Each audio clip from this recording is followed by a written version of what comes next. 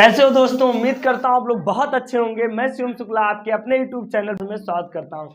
आज हम लोग क्लास 11th का बहुत ही इंपॉर्टेंट लेक्चर लेकर आने वाले हैं, जो है लॉ ऑफ मोशन, यानी गति क्यों होती है, गति के कारणों का अध्ययन करेंगे। गति कैसे होती है, गति होने के लिए किस किस चीजों की आवश्यकता होती है, और कोई चीज रेस्ट में रहना क्यों पसंद करता है। इन सारे कारणों का हम लोग अध्ययन करने जा रहे हैं इस चैप्टर में। और इस चैप्टर में हम न्यूटन्स के लॉज को पढ़ेंगे, बहुत सारे साइंटिस्टों की जो परिकल्पना थी गति के बारे में, उन सारी चीजों को डिस्कशन करेंगे। और एक रूप से बहुत ही इंपॉर्टेंट चैप्टर है, बहुत ही इंपॉर्टेंट चैप्टर है, जिसे कहते हैं बोन ऑफ 11th क्लास के लिए फिजिक्स के बोन से मान लो रीढ़ की हड्डी है। तो यहाँ पर सबसे पहले हम गति का नियम, मोशन क्या होता है। गति दो अवस्थाएं होती हैं, एक तो आदमी या तो तुम बैठे रहते हो या तो तुम चलते हो, दो ही काम करते हो। या तुम बैठते हो या तुम सोते हो या तो तुम खाते हो या तो तुम चलते हो। तो जब आप चलते हो उसी को मोशन कहते हैं। चलने में क्या होता है, समय तो कभी बदलता नहीं है, समय हमेशा चलता रहता है, समय नियत होता है, समय कभी चेंज ऐसा होता है कि समय रुक गया, समय तो कभी नहीं रुकता ना। तो समय के सापेक्ष किसी गतिशील कण, जो कण है अपने पोजीशन को अगर चेंज कर रहा है, अभी मैं यहां हूं, फिर यहां हो गया, फिर यहां हो गया, फिर यहां आ गया, फिर यहां आ गया, मतलब जो मेरा पोजीशन चेंज हो रहा है, टाइम भी चेंज हो रहा है, तो हम कह सकते हैं the rate of change of position with respect to time. Time के रेस्पेक्ट में हमारा पोजीशन कितना चेंज हो रहा है, उसी को मोशन कहते हैं। अब मोशन क्यों होता है, तो सबसे पहले जो परिकल्पना आई वो अरस्तु की आई। अरस्तु ने कहा, जैसे अभी आप भी सोच सकते हो कि अगर मैं किसी वस्तु को ऐसे फेंक दूं तो कुछ दूरी पर जाकर रुक जाता है, धीरे धीरे उसकी गति कम हो जाती है, एक समय आके रुक जाता है। ऐसे तो होता है, किसी बॉल को अगर मैं फेंक दूं ऐसे जमीन पे, तो आपने देखा होगा कि पहले वो चलता है, फिर धीरे धीरे उसकी गति कम होती है, फिर एक समय बाद वो वहां पर आके रुक जाता है। तो अरस्तु ने इसी सिद्धांत पर उन्होंने एक परिकल्पना दी, कहा कि अगर किसी वस्तु की गति को एक समान बनाए रखना है हमें, तो निरंतर बल की आवश्यकता है। ये बात उन्होंने कहा, क्या कहा उन्होंने कहा, किसी गतिशील वस्तु के एक समान गति को बनाने के लिए हमें क्या लगा, लगातार बल लगाना पड़ेगा। क्या होगा बेटा, लगा, यानी किसी, यहां पर अगर इनकी बात करें हम, तो किसी गतिशील वस्तु के एक समान गति को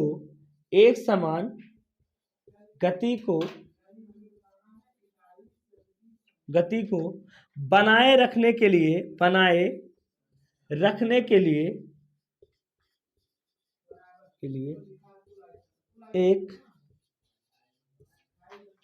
एक नियत, यानी बल की, बात करेंगे बल की आवश्यकता होती है, बल की आवश्यकता होती है। ये बात किसने कहा, ये बात अरस्तु ने कहा कि यानी लगातार आपको बल लगा। अच्छा, ये बात सही भी है अगर मैं अर्थ के रिलेटेड में बोलूं, क्योंकि अरस्तु को इस बात का पता नहीं था, घर्षण बल नहीं पता था शायद, क्योंकि अर्थ पर घर्षण बल था। अगर कोई बॉल, अब तो आपको पता चल गया कि सर मैं किसी बॉल को फेंकता हूं और घर्षण बल के कारण बॉल रुक जाती है, और घर्षण बल के कारण बॉल गति करती है।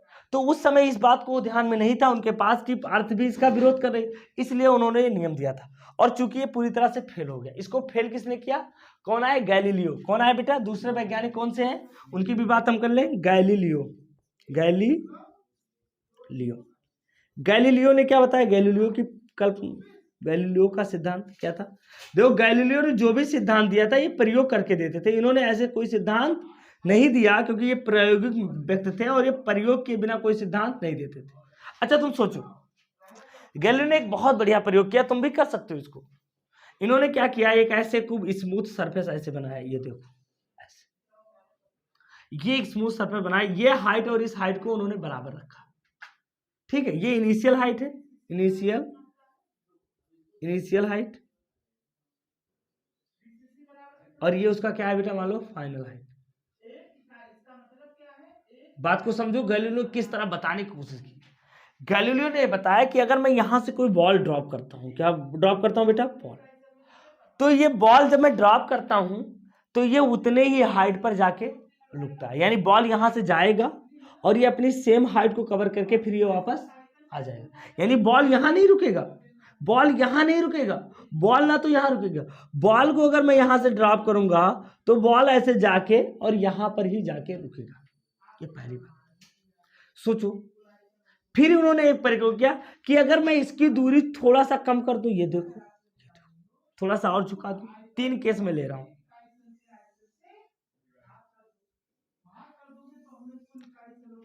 इन 4 रास्तों को उन्होंने बनाया। पहला बात समझो इसको, यहां पर बॉल को हमने छोड़ा तो बॉल सेम हाइट कवर की, तो सेम हाइट कवर, और इस बॉल को इस पर छोड़ेंगे तो ये भी बॉल जाके यहीं पर रुकेगी और ये भी बॉल जाके यहीं पर रुकेगी। क्या बड़ी बात हो रही, देखो इस बॉल के द्वारा सेम हाइट कवर करने में ये बॉल यहां पर कम डिस्टेंस कवर कर रहा है, यहां ज्यादा डिस्टेंस कर रहा है, यहां पर और ज्यादा।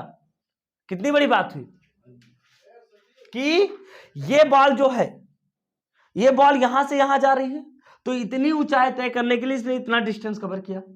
ये बॉल यहां से इतनी ऊंचाई पर जा रही है तो इसने इतना डिस्टेंस कवर किया, और ये बॉल फिर इसी ऊंचाई तक जाकर इतना डिस्टेंस, यानी सेम हाइट को कवर करने के लिए ये ज्यादा डिस्टेंस कवर कर रही है। कितनी बड़ी बात। और ये पूरा स्मूथ था। ये सरफेस कैसा है, बहुत ही स्मूथ, ये बात समझ लो, स्मूथ है एकदम, एकदम स्मूथ, बहुत ही चिकना, बहुत चिकना।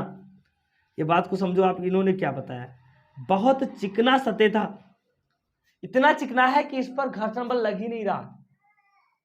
तो ये 3 कंडीशन को आपने देखा। अगर मैं इसको हमेशा के लिए झुका दूं, ये इसको ऐसे, मैंने इसको थोड़ा सा ऐसे लिटा दिया, ये देखो, अब बताओ, अब अगर इनके अकॉर्डिंग माना जाए तो ये बॉल इस डिस्टेंस को, इस हाइट को तय करने के लिए रुकेगी नहीं। कब तक चलती रहेगी, जब तक इस हाइट पर पहुंच ना जाए। ये लो, अरस्तु तो फेल हो गए। अरस्तु ने ये कहा था एक समान बल की जरूरत है। मैंने यहां से 3-4 केस लिया है, एक केस में हमने एक इस शेप का लिया, तो यहां तक बॉल जाके रुक गई, फिर यहां से लौट आई, इधर देखो ऐसे लौट आई, फिर इस बॉल को हमने छोड़ा, यहां पर गई और फिर लौट आई, इस बॉल को छोड़ा, यहां पर गई और उसके बाद ये। अच्छा ये बताओ, अब अगर मैं इस पे बॉल को छोड़ू तो ये रुकेगी क्या, नहीं रुकेगी ना, ये चलती चली जाएगी, चलती चली, कब तक चलेगी, जब तक ये वाला हाइट, और जब रेक्टिलिनियर है कोई चीज, कोई रेखीय है, तो क्या ये हाइट मिलेगा इसे। तो मतलब इस प्रयोग में तो सिद्ध हो रहा है कि इस बॉल को अगर हम छोड़ेंगे तो ये चलती चली जाएगी और अनंत तक चली जाएगी, अगर ये रेखीय। मतलब यहां तो ये बात प्रूफ हो रहा है कि एक ही बार मैंने बल लगाया, उसके बाद तो ये चल रही है, एक समान गति बनाए हुई है। मतलब ये बात सिद्ध हो गया कि किसी गतिशील वस्तु की एक समान गति को बनाने के लिए हमेशा बल की आवश्यकता नहीं होगी। मतलब इन्होंने बताया ये जो बॉल का नेचर है ये चलते रहना है, बॉल की नेचर जो है ये चलते रहना, यानी हर वस्तु की अपनी प्रकृति है जो अपने अवस्था को बनाए रखने का प्रयास करता है। तो यहां पर इन्होंने ये बताया कि हर वस्तु अपनी अवस्था को बनाए रखने का प्रयास करता है, अपनी अवस्था में ही रहना चाहता है। और यहां से एक नई टॉपिक आई, इनर्शिया। क्या है बेटा, जड़त्व। मतलब जड़त्व की डिस्कवरी यहीं से हुई, इसीलिए गैलीलियो के नियम को क्या कहते हैं, जड़त्व का नियम कहते हैं। तो अगर इसका अगर अब हम परिभाषा लिखें तो हम कहते हैं कि प्रत्येक वस्तु अपनी अवस्था में रहने का प्रयास करती है। क्या करती है बेटा, प्रत्येक वस्तु अपनी अवस्था में रहने का प्रयास करती है। ये बात समझो, क्या करती है बेटा, प्रयास करती है। कब तक करती है, ये देखो, ये बॉल कब जाके रुकेगी बताओ, लास्ट वाली बॉल, ये वाली बॉल जो यहां से चली है, ये वाली बॉल कब रुकेगी, जब तक कि इस पर बल ना लगाया जाए। यानी ये बॉल नहीं तो चलती रहेगी, तब तक भी इस पर हम अगर इस पर बल लगाएंगे तभी ये रुकेगी। मतलब यहां से एक नियम आया, देखो बॉल की प्रकृति है चलते रहना, ये कब तक चलेगी, चलती रहेगी जब तक कि इस पर बल ना लगाया जाए। तो किसी वस्तु का वह गुण जो अवस्था परिवर्तन का विरोध करती है उसे हम क्या कहते हैं, जड़त्व। यानी यहां से एक नियम आया कि प्रत्येक वस्तु अपनी अवस्था में रहने का प्रयास करती है और तब तक रहती है जब तक कि उस पर कोई बाह्य बल ना लगाया जाए। रहने का प्रयास करती है, तब तक रहती है जब तक कि उस पर कोई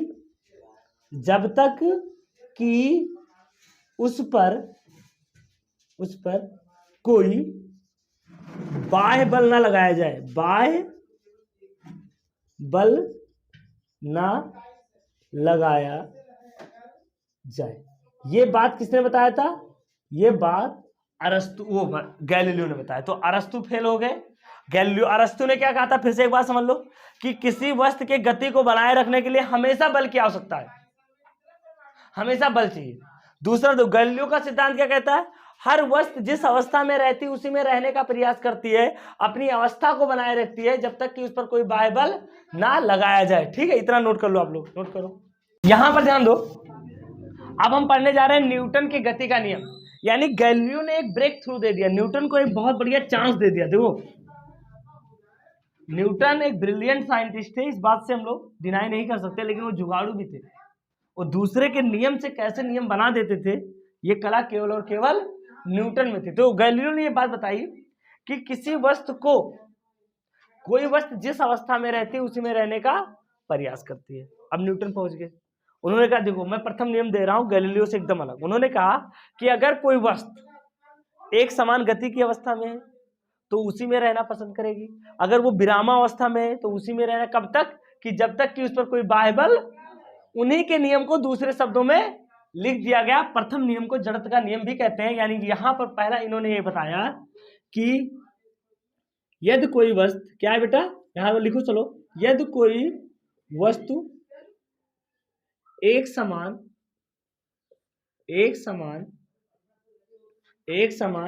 गति की, एक समान गति की अवस्था में, एक समान गति की अवस्था में या विरामावस्था में, क्या है बेटा? विरामावस्था में है, तो क्या कहा इन्होंने? या तब तक अपनी अवस्था में रहेगी, या तो वस्तु अपनी अवस्था को तब तक बनाए, अवस्था में, वस्तु अपनी अवस्था में, ऐसे लिखो, वस्तु अपनी अवस्था में तब तक रहेगी जब तक कि उस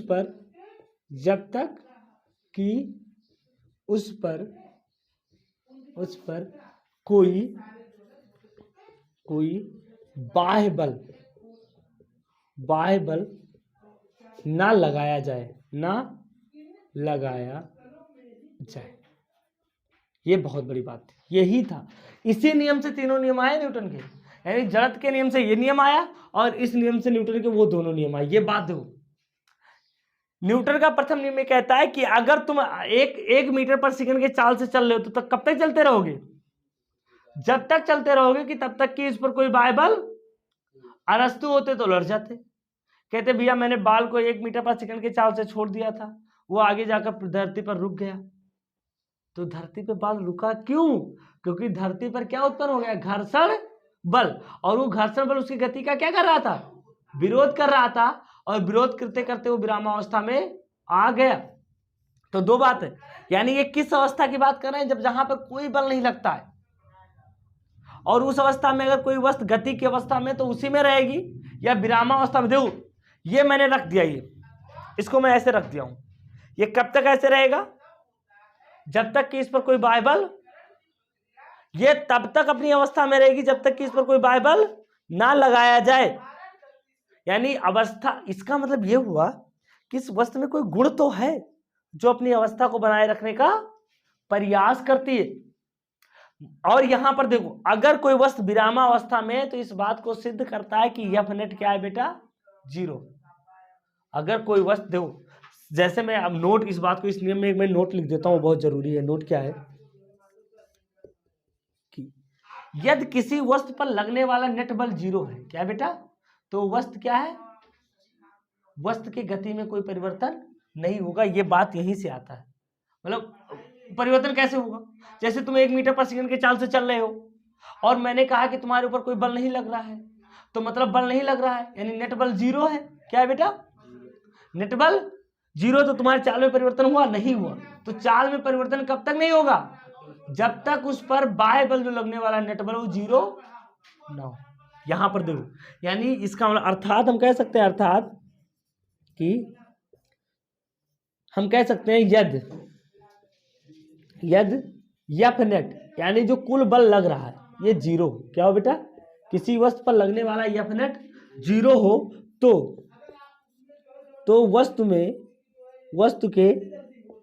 वस्तु का वेग परिवर्तन क्या होगा।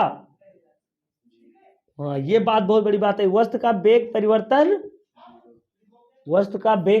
क्या होगा, डेल्टा बी बराबर, ये समझो कितनी बड़ी बात हुई। यानी यहीं से तो दूसरा नियम आ गया, यदि किसी वस्तु पर एफ नेट जीरो, टोटल बल लगना जीरो हो गया, तो उस वस्तु के वेग में परिवर्तन और उसमें त्वरण उत्पन्न नहीं होगा। जब वेग में परिवर्तन जीरो है, वेग में परिवर्तन हो ही नहीं रहा, तो त्वरण कहां से उत्पन्न होगा, क्योंकि त्वरण को उत्पन्न करने के लिए वेग में परिवर्तन होना चाहिए ना। तो अब न्यूटन का दूसरा नियम क्या कहता है, किसी वस्तु पर लगाया गया बाह्य असंतुलित बल, उसमें उत्पन्न त्वरण के क्या होता है, समानुपाती होता है। यानी जो बल है वो किस पर निर्भर कर रहा है, त्वरण पर। तो अच्छा ये बताओ, कोई वस्तु, अब यहां पर दो बल आ गए, एक बल आ गया संतुलित बल। ये कौन सा बल है, संतुलित बल वो होता है कि जिसके वजह से किसी वस्तु के आकार में, जैसे मैं खड़ा हूं तो इस समय कौन सा बल लग रहा है, अभी भी बल लग रहा है, लेकिन संतुलित बल लग रहा है। कौन सा बल, पृथ्वी मुझे नीचे खींच रही है, लेकिन हमारे पैर दोनों मुझको ऊपर खड़े किए हैं। मतलब यहां पर देखो, इस समय इस पर बल लग रहा है, लेकिन ये विरामावस्था में क्यों, क्योंकि पृथ्वी इसको नीचे खींच रही है, लेकिन हमारा हाथ इसको ऊपर खींचे हुए है, दोनों के बल इस समय बराबर है, तो वस्तु क्या है, नेट बल जीरो। एफ नेट क्या है, जितना नीचे उतना ऊपर। अभी बताओ, इस समय वस्तु में गति हो रहा है, नहीं हो रहा है, क्यों, क्योंकि ये वस्तु क्या है, क्योंकि इस पर लगने वाला नेट बल जीरो है। जितना ये बल उतना ये बल, जितना ये बल उतना, यानी एफ नेट जीरो है, लगने वाला कुल बल जीरो है। और अगर लगने वाला कुल बल जीरो होगा तो इसका मतलब एफ नेट जीरो है, तो वस्तु जिस अवस्था में रहेगी उसी में रहना। एक क्वेश्चन आता है कि अगर कोई वस्तु एक समान रूप से गति कर रही है, क्या उस पर कोई बल लग रहा है, लेकिन उस पर जो लगने वाला कुल बल है वो जीरो है। क्या है बेटा, जैसे जितना तुम बाहर लगाए, जैसे अभी मैं इसको खींच रहा हूं, जितना मैं आगे खींच रहा हूं उतना पीछे खींच रहा हूं, तो एफ नेट जीरो है। मतलब पहला नियम जड़त्व की संकल्पना पर आधारित है, यानी हर वस्तु अपने अवस्था परिवर्तन का विरोध करती है। तो यहां से क्या आ गया, जड़त्व। तो प्रथम नियम के बाद हम हिंट डालेंगे जड़त्व। क्या डालेंगे बेटा, अब ये जड़त्व क्या है, इनर्शिया। क्या आता है बेटा, इनर्शिया। ये इनर्शिया क्या है, किसी पदार्थ का वह गुण जो अपनी अवस्था परिवर्तन का विरोध करे। तुम अगर सोते हो तो सोते ही रहोगे, याद करो, सुबह उठने का मन नहीं करता। अगर संडे हो तो उस दिन नींद और देर तक लग जाती है। क्यों, क्योंकि उस दिन ना मम्मी डांटने वाले ना पापा, कोई बोलने वाला नहीं। यानी रात में जल्दी नींद नहीं पड़ता, रात में तुम बिस्तर पर लेटो तुरंत सो जाते हो, क्या नहीं सोते हो ना, क्योंकि आपके सारे मालिक्यूल गति अवस्था में, आपका मन कहीं वहां विचलित है कहीं वहां विचलित है, सब मोशन में है। और सोने का मतलब सबको विरामावस्था में लाना, तो आप धीरे धीरे उन पर बल लगाते हो तब नींद आती। सुबह उठना उल्टा, मतलब सुबह तुम्हारे सारी बॉडी रेस्ट में, सारे कण विरामावस्था में, अब तुम उठे मतलब उसको डिस्टर्ब किए।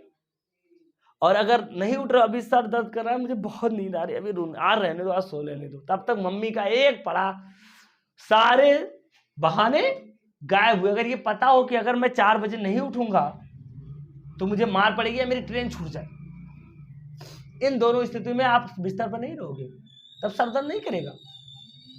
क्यों, क्योंकि अब वो उससे ज्यादा इंपॉर्टेंट कोई चीज है, बाह्य बल लग गया तुम्हारे ऊपर। तो जड़त्व ये कहता है किसी पदार्थ का वह गुण जो अपनी अवस्था परिवर्तन का क्या करे, विरोध करे। जड़त्व की परिभाषा अगर क्या बताएंगे हम बेटा, किसी पदार्थ का वह गुण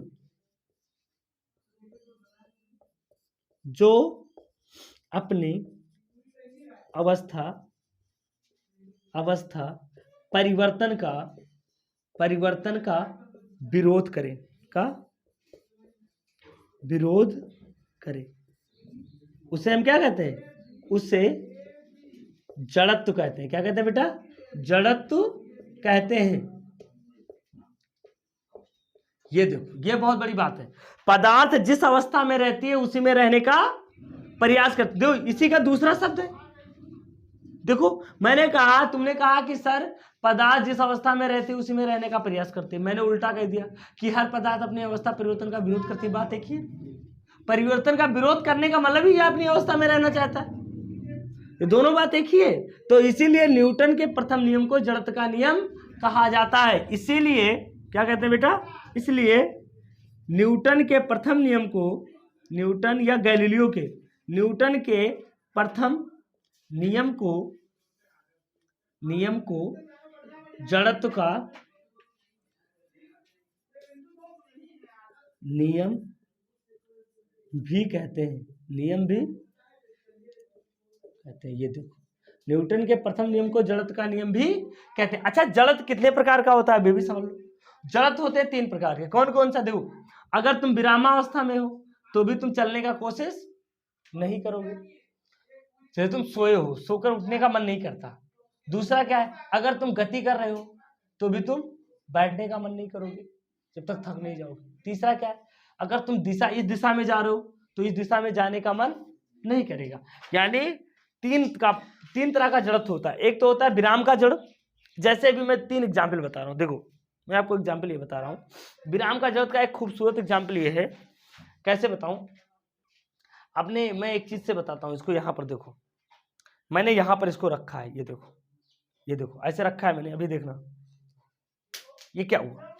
मतलब इस बात को ध्यान दो, मैंने यहाँ पर देखो विराम का जोड़ को मैं बता रहा हूँ तुमको, विराम का जोड़, ये वस्तु विरामावस्था में है ना, मैंने इसको खींचा, ये इसके साथ क्यों नहीं गया, ये क्यों नहीं गया, क्योंकि ये विरामावस्था में है, ये गति अवस्था में है। इसको मैंने गतिशील किया लेकिन ये कह रहा मैं अपनी अवस्था में रहूंगा, जाओ नीचे, तो ये यहीं रुक गया। लेकिन पृथ्वी के गुरुत्व के कारण ये नीचे गिर गया। ऐसे फल रहते हैं टहनियों पे, जब हम बगीचे में जाते हैं डाली को झकझोरते हैं तो फल नीचे गिर जाता है, क्यों, क्योंकि यहां समझो इस बात को, जैसे ये डाली है, डाली से ये आम लगा हुआ, मान लो कोई फल लगा हुआ, ठीक है, अरे यार सही बना दो नहीं तो तुम लोग कहोगे सर ये आम लगा हुआ, इस डाली में आम लगा। अब इस डाली को मैंने झुलाया तो डाली से कौन कनेक्ट है, ये कनेक्ट, तो ये गति करने लगा। लेकिन आम क्या कह रहा है, भैया मैं अपने अवस्था परिवर्तन का विरोध करूंगा, मैं अपनी ही अवस्था में रहूंगा। तो डाली इधर गया तो अब इस डाली से आम अलग हो जाएगा, अलग हो गया और गुरुत्व के कारण नीचे गिराया, यानी आम का गिरना। तो विराम का जड़ कौन कौन सा है, और एक और है, चल रुकी हुई बस के अचानक चलने से।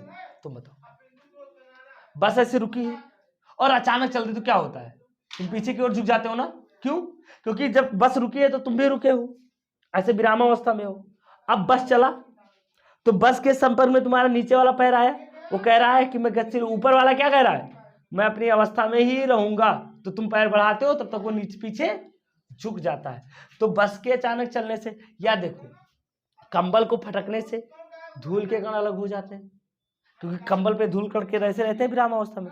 जैसे तुम कंबल को ऐसे झटकते हो तो धूल के कण अपनी अवस्था में रहना चाहते हैं, कंबल ऊपर चला जाता है धूल के कण।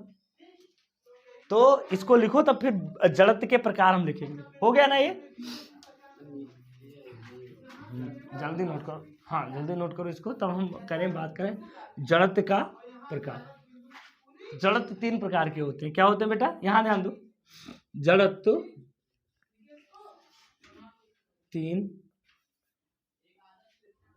3 प्रकार के होते हैं। जड़ कितने प्रकार के होते हैं बेटा, 3 प्रकार के होते हैं। नंबर 1 कौन सा है, विराम का जड़त्व, विराम का जड़त्व। नंबर 2 है गति का जड़त्व,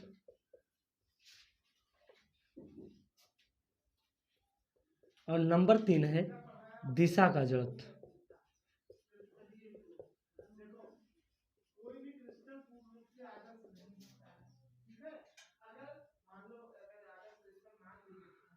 विराम का जड़त्व मतलब क्या होता है, inertia of rest, inertia of motion, inertia of direction. तो विराम का जड़त्व क्या होता है, जो अपने विरामावस्था का विरोध करे, क्या करे बेटा,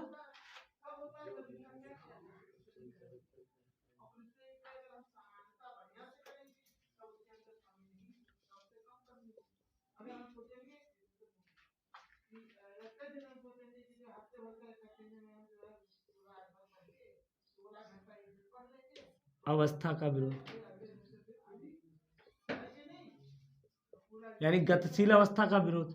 दिशा, दिशा का विरोध, दिशा वो नहीं, दिशा का विरोध समझो। आप लोग कहोगे सर ये भी दिशा होती तो लड़ जाते, फिजिक्स दिशा का विरोध कर रहा है।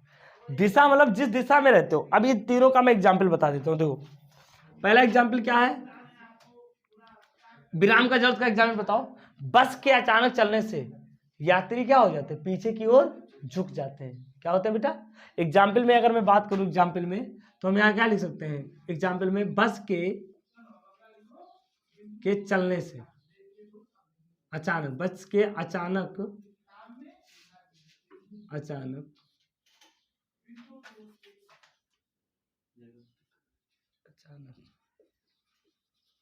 बस के अचानक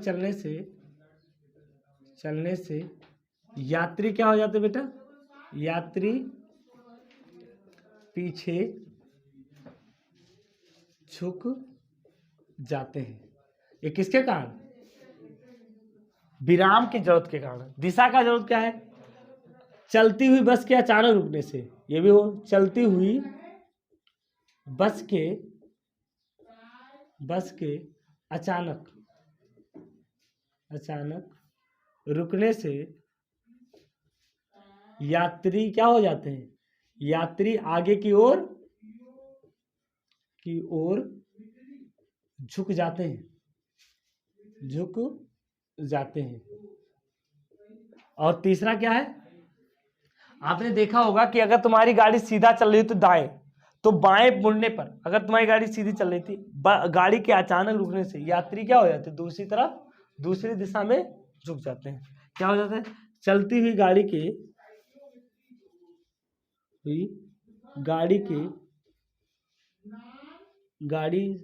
के मुड़ने से यात्री दूसरे दिशा में झुक जाते हैं। इस बात को समझो। अब इसको बारी बारी से हम लोग समझ ले। देखो मैंने बताया कि अगर बस रुकी हुई है, तो बस रुकी थी तो हम भी रुके थे बस के साथ। अब बस चलना शुरू किया तो हमारा पैर बस के संपर्क में था, तो हमारा पैर तो गतिमान हो गया, लेकिन हमारे ऊपर का धड़ कह नहीं, मैं अपने अवस्था परिवर्तन का, और ज्यादा विरोध करिए तो फिर क्या हुआ। तो अब ये तो हो गया। अच्छा ये बताओ, क्यों कहते हैं, चालान क्यों काटते हैं कि आपने सीट बेल्ट क्यों नहीं लगाया। फिजिक्स के नियम पर आधारित है सीट बेल्ट का लगाना, क्योंकि अगर तुम्हारी गाड़ी बहुत तेजी से जा रही है, अब सोचो अगर अचानक कोई लड़का आ गया या कोई बच्चा आ गया, अब जो ड्राइवर है उसको रोकने का प्रयास करेगा। अब तुम तो चल रहे थे बढ़िया से गतिमान अवस्था में, गाड़ी अचानक ब्रेक मारा, गाड़ी रुक गई, तुम्हारा आधा सिरा जो संपर्क में था गाड़ी के, वो तो विरामावस्था में हुआ, लेकिन ऊपर वाला कह रहा मैं जाऊंगा। अगर सीट बेल्ट ना लगा होगा तो तुम्हारा जो थूथुन है वो गाड़ी पर लगे बम्पर पे दे धाम। इसीलिए सीट बेल्ट लगा कर रहे हैं, हम भी अवस्था परिवर्तन का विरोध करेंगे। मतलब हम जाने तो गतिमान वस्तु भी अवस्था परिवर्तन का विरोध करते हैं। दिशा, तुम चलते हो इधर, गाड़ी ऐसे मुड़ी तो तुम इधर झुक जाते हो, अगर गाड़ी बाएं मुड़ी तो तुम दाएं की ओर झुक जाते हो। यही क्या है बेटा, दिशा का जड़त्व है। तो जड़त्व क्या है, किसी पदार्थ का वह गुण है जो अवस्था परिवर्तन का। अब आता है जड़त्व उत्पन्न क्यों होता है भाई, ये जड़त्व आया क्यों सर जी, जड़त्व क्यों आया, पहले बताओ हमें, जड़त्व कैसे आ गया, पदार्थ में ये गुण कैसे आ गया। तो जड़त्व क्यों आया, क्यों, पदार्थ किससे मिलकर बना है, द्रव्यमान से। क्या है बेटा, द्रव्यमान ज्यादा तो जड़त्व ज्यादा, द्रव्यमान कम तो जड़त्व। तो जड़त्व क्या है, द्रव्यमान की माप है। क्या है बेटा, जड़त्व क्या है, यहां से नोट में एक लाइन लिख लो कि जड़त्व जो है वो द्रव्यमान का माप है। क्या बेटा, नोट करके इंपॉर्टेंट नोट कर लो ये बात, यानी द्रव्यमान जो है तो जड़त्व है। जड़त्व जो है वो क्या है बेटा, जड़त्व द्रव्यमान का माप है तथा जड़त्व द्रव्यमान के समानुपाती होता है। क्या होता है बेटा, जड़त्व द्रव्यमान के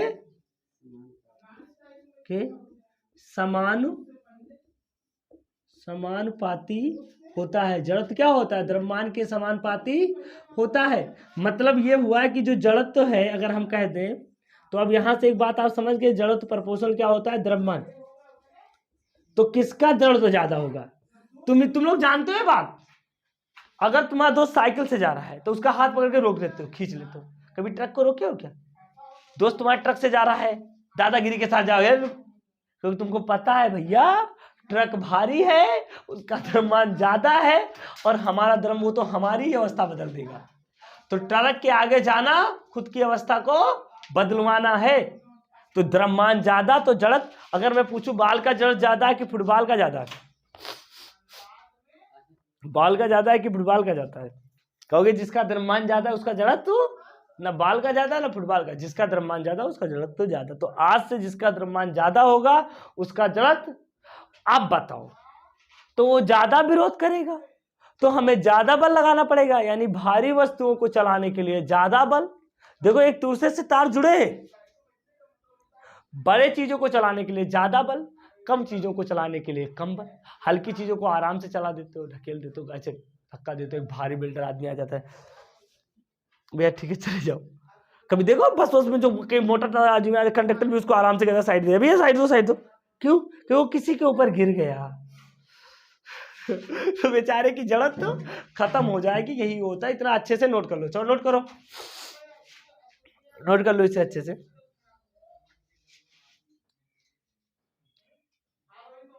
यहां ध्यान दो, ये थोड़ा सा कैमरे में नहीं आ रहा था तो इसको अच्छे से फिर से मैं समझा देता हूं। देखो विरामावस्था का विरोध, वह वस्तु जो विराम का विरोध करती है। बस के अचानक चलने से यात्री पीछे झुक जाते हैं, किसके कारण? विराम के जड़त्व के कारण।